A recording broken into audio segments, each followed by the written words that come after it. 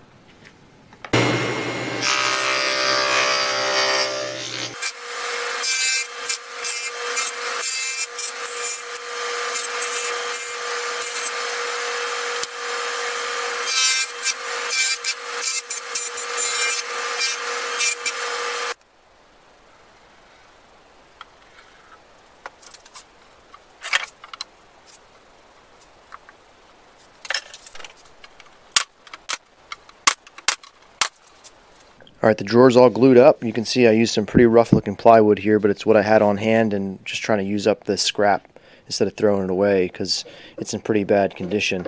Here's what the finished drawer looks like. I had some nice leftover hardwood plywood that I used for the bottoms, but the rest is scrap plywood. Scrap 3/4 inch plywood for the front. The sides are the shipping pallet plywood I told you about that's not very good quality, a lot of voids in it. These drawers then slide easily in these slots in the dados. You can see that they're a little bit wider on the side, and then you can slide them in like that. And they're interchangeable to any spot you want.